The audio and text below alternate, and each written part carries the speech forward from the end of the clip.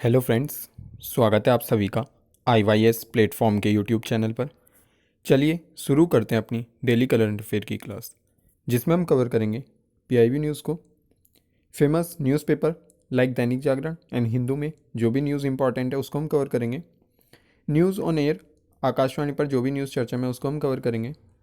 National international days and organisations जो भी आपके एग्ज़ाम पॉइंट ऑफ व्यू से इंपॉर्टेंट हो सकते हैं उसको हम डिस्कस करेंगे। तो चलिए आज की क्लास स्टार्ट करते हैं। चलिए जल्दी से हम कुछ क्विक पॉइंट्स देख लेते हैं। तो सबसे पहला क्विक पॉइंट्स है हमारा, किसने योग महोत्सव 2022 का उद्घाटन किया? और इसका आंसर है सर्बानंद सोनोवाल। ऑब्वियसली आयुष मंत्रालय ही योग महोत्सव का आयोजन कराता है, तो सर्बानंद सोनोवाल जी ने इसका उद्घाटन किया योग महोत्सव का। नेक्स्ट, चीन देश में भारत के राजदूत के रूप में किसे नियुक्त किया गया है? तो ये प्रदीप कुमार रावत जी को नियुक्त किया है। पहले काफ़ी टाइम पहले इसकी घोषणा हो चुकी थी, बट अब इन्होंने कार्यभार अपना संभाल लिया है, पदभार। ठीक है, तो इसलिए ये चर्चा में। नेक्स्ट देखते हैं, किस बैंक में ग्रीन डिपॉजिट प्रोग्राम शुरू किया गया है? तो ये DPS बैंक ऑफ इंडिया में शुरू किया गया है।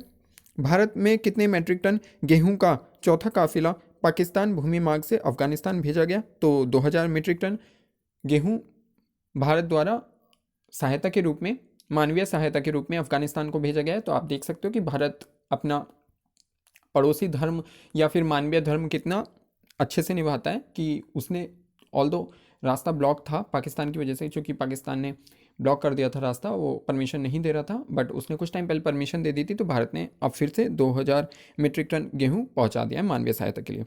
ओके, नेक्स्ट न्यूज़ देखते हैं, सीमावर्ती क्षेत्रों में कितने डबल लेन वर्ग 7070 मॉड्यूलर पुलों के निर्माण के लिए BRO ने GRSE के साथ समझौता किया है? तो ये 27। ओके, चलिए और कुछ क्विक पॉइंट्स देख लेते हैं जल्दी से।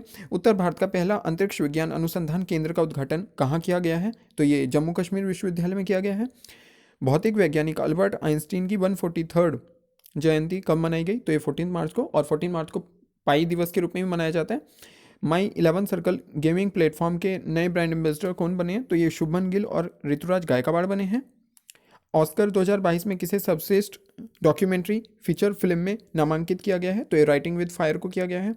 नेक्स्ट, RBI ने किस पेमेंट बैंक को चीनी फर्मों को डेटा लीक करने के लिए दंडित किया है? तो पेटीएम पेमेंट बैंक को किया है। ऑल्दो आपको पता होगा कि RBI ने रिसेंटली पेटीएम पेमेंट बैंक को शेड्यूल बैंक का दर्जा दिया था, और अब इसने इस पर रोक लगा दी है, बिकॉज इसने ऐसा पाया गया है कि इसने चाइनीज़ फर्म्स को अपने डाटा जो हैं वो लीक किए हैं।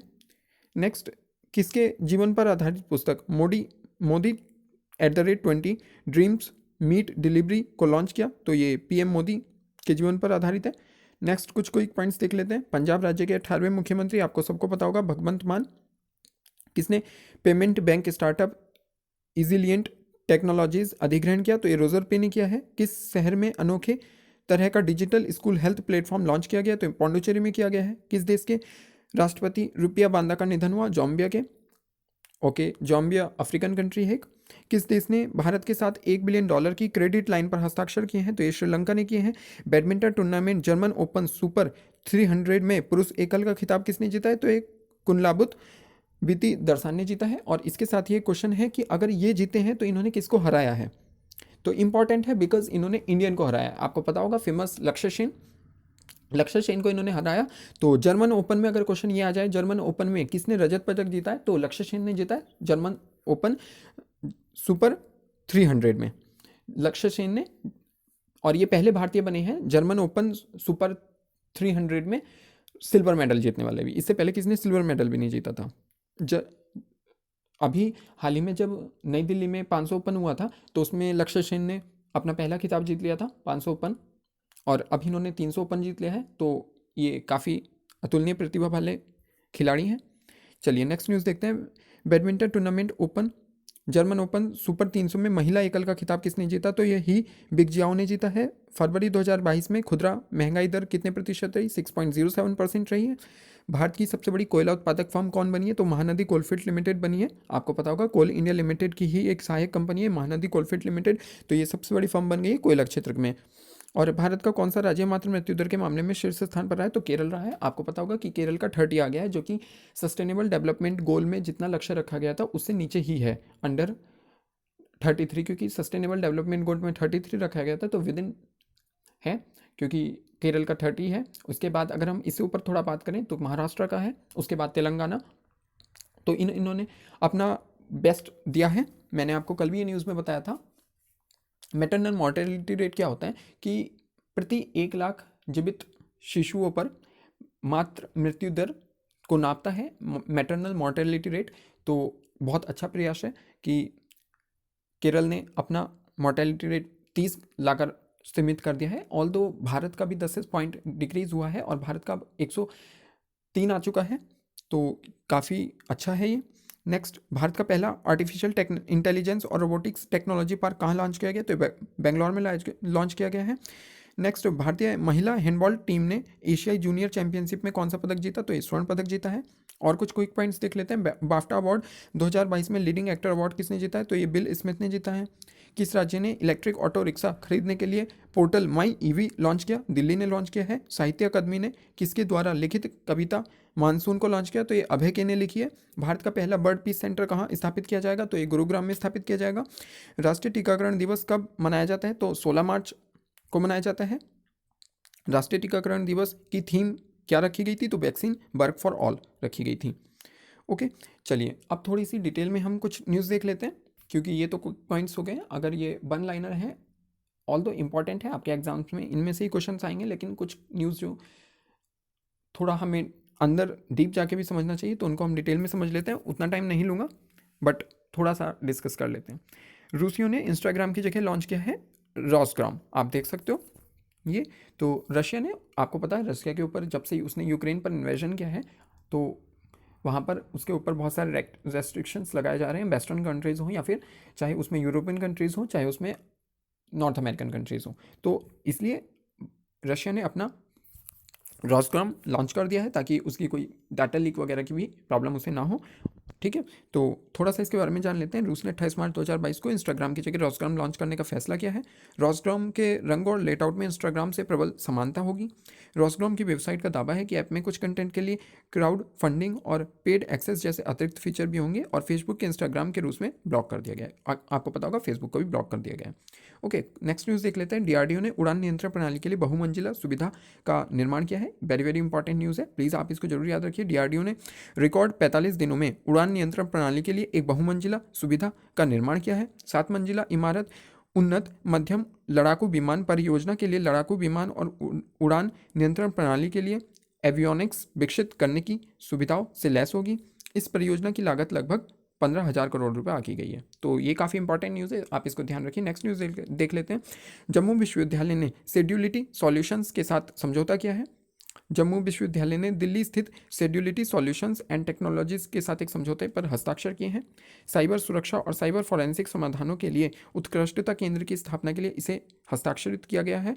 समझौता ज्ञापन साइबर सुरक्षा और साइबर फॉरेंसिक गतिविधियों के क्षेत्र में शेड्यूलिटी सॉल्यूशंस और प्रौद्योगिकी की बौद्धिक क्षमताओं के प्रभावी उपयोग की सुविधा प्रदान करेगा। ओके, नेक्स्ट न्यूज़ देख लेते हैं। मूडीज़ ने 2022 में कम पूंजीगत व्यय पर भारत की वृद्धि दर अनुमान को घटाकर 9.51 कर दिया है।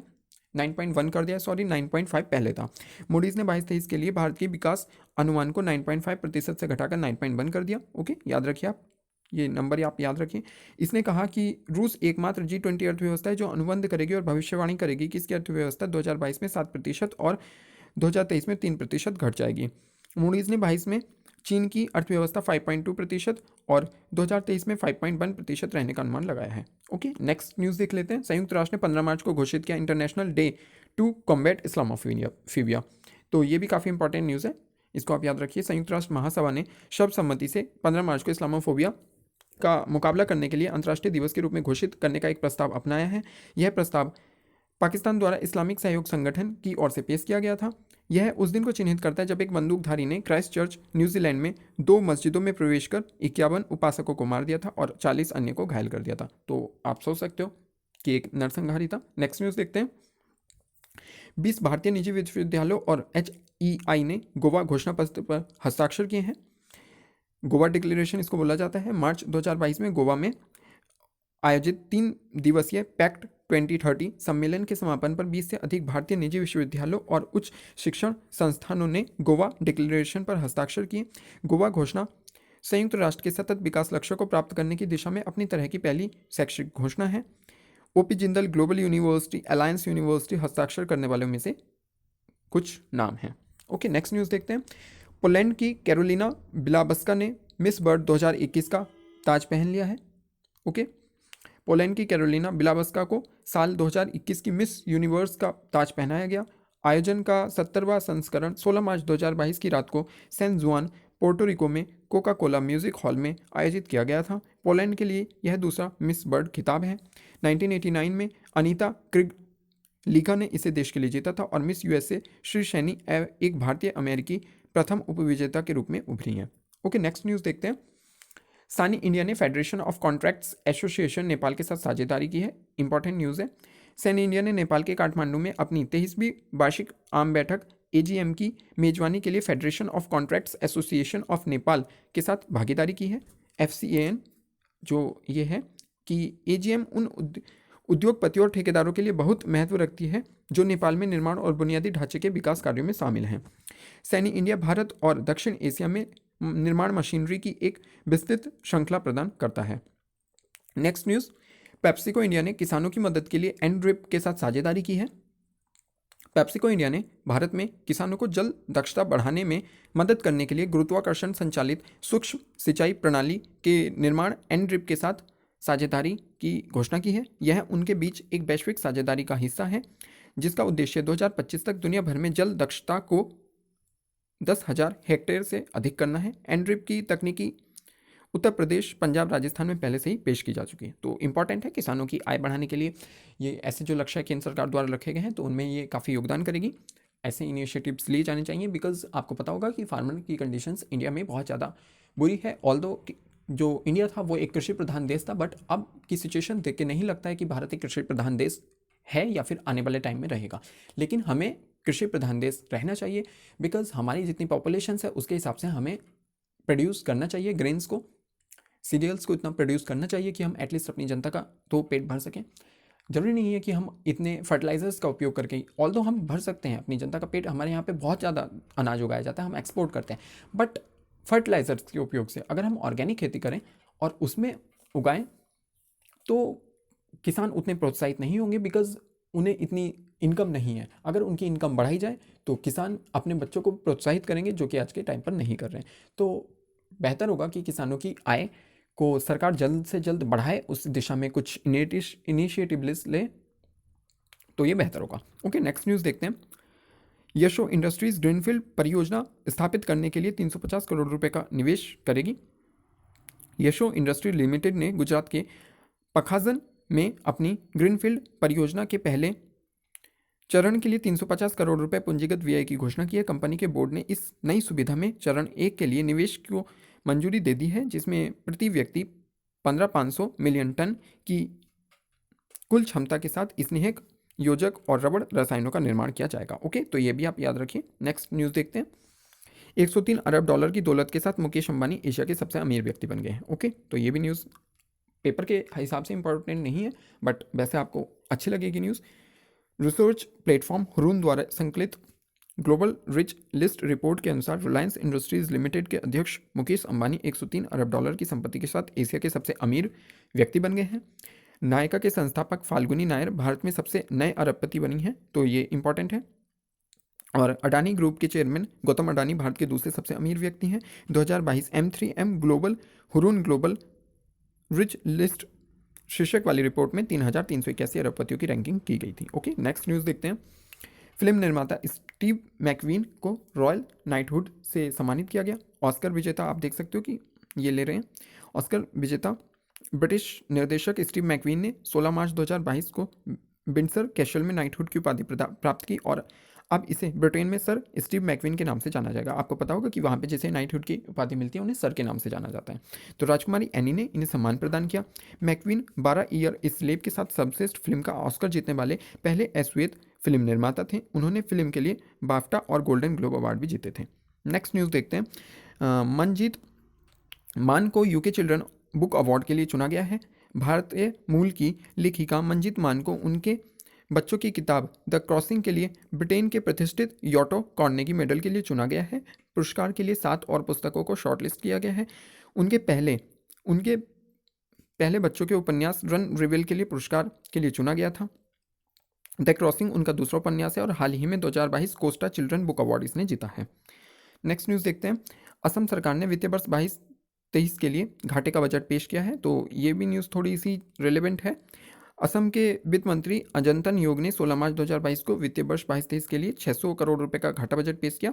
ठीक है, तो मियावाकी मॉडल ये इंपॉर्टेंट है बिकॉज इसलिए मैंने इसको ऐड किया। मियावाकी मॉडल को अपनाकर 5 साल की अवधि में राज्य के हरित आवरण को 36 से 38% तक सुधारने के लिए कार्यक्रम शुरू करने की घोषणा की गई। इस पहल को असम ग्रीन मिशन के नाम से नाम दिया गया है। तो ये इसलिए इंपॉर्टेंट है। मियावाकी मॉडल कहाँ का है? जापान का है। तो इसमें ज़मीन में पेड़ लगाकर वहाँ पे जो आपका ग्रीन फील्ड एरिया है उसको बढ़ाया जाता है, इसलिए इंपॉर्टेंट है।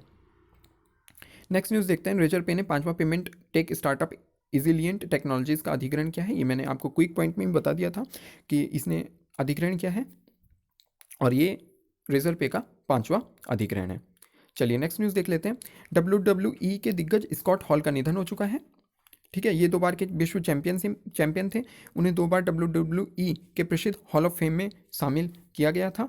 हॉल WCW के प्रसिद्ध न्यू वर्ल्ड ऑर्डर के संस्थापक सदस्यों में से एक था, जिसमें साथी आइकन हकल होगन और केविन नैशे थे। उन्होंने 2010 में पेशेवर कुश्ती से संन्यास ले लिया था और बाद में WWE शो में दिखाई दिए थे। Next news. सरकार ने मार्च 2023 तक 20,000 करोड़ रुपए की अधीनस्थ ऋण योजना का विस्तार कर दिया है। ये इंपॉर्टेंट न्यूज़ है। MSME मंत्रालय ने 2023 तक अधीनस्थ ऋण के लिए 20,000 करोड़ रुपए की क्रेडिट गारंटी योजना के विस्तार की घोषणा की है। 31 मार्च 2030 तक वैध थी, लेकिन अब से 31 मार्च 2022 तक बढ़ा दिया गया था। यह योजना बैंकों के माध्यम से उन तनावग्रस्त MSME के प्रमोटरों को ऋण सुविधा प्रदान करती है पुनर्गठन के लिए जो पात्र हैं। तो ये अब 2023 तक बढ़ा दी गई है, ये इंपॉर्टेंट है, इसको आप याद रखिए। Next news. भारत बायोटेक ने टीबी के टीके के लिए बायोफैब्रिक के साथ साझेदारी की है। ये भी काफ़ी इंपॉर्टेंट है। भारत बायोटेक ने स्पेनिश बायो फार्मास्यूटिकल फर्म बायोफैब्रिक के साथ साझेदारी की है। साझेदारी के एक नए तपेदिक टीके के विकास, निर्माण और विपणन के लिए है। साझेदारी 70 से अधिक देशों में तपेदिक के टीकों की आपूर्ति की गारंटी देगी। विशेष रूप से दक्षिण पूर्व एशिया और उप सहारा अफ्रीका में उच्च टीबी के पैमाने के साथ। Next news. Embassy REIT Bharat में वेब पोर्टफोलियो स्कोर हासिल करने वाला पहला देश बन गया है। ओके, तो इसके बारे में बहुत ज़्यादा जानने की जरूरत नहीं है, ये सबसे बड़ा है और ये बन गया है। तो नेक्स्ट न्यूज़ देख लेते हैं। अडानी पावर ने SR की 1200 मेगावाट की महान परियोजना का अधिग्रहण कर लिया। अडानी पावर ने मध्य प्रदेश के महान में SR पावर की 1200 मेगावाट की ताप विद्युत परियोजना का अधिग्रहण कर लिया है। SR पावर MP लिमिटेड के अधिग्रहण की लागत 4250 करोड़ रुपए से अधिक है। पर्यावरण उत्सर्जन मानदंडों के अनुपालन की अनुमति लागत शामिल है। यह मध्य प्रदेश के सिंगरौली जिले में 1200 मेगावाट का थर्मल पावर प्लांट है। तो ये इंपॉर्टेंट है, इसको आप याद रखिए। ये थी आज की कुछ न्यूज़ इंपॉर्टेंट। वीडियो को एंड तक देखने के लिए धन्यवाद। अगर वीडियो अच्छी लगी हो तो प्लीज़ उसको लाइक जरूर कर दीजिए। Thank you.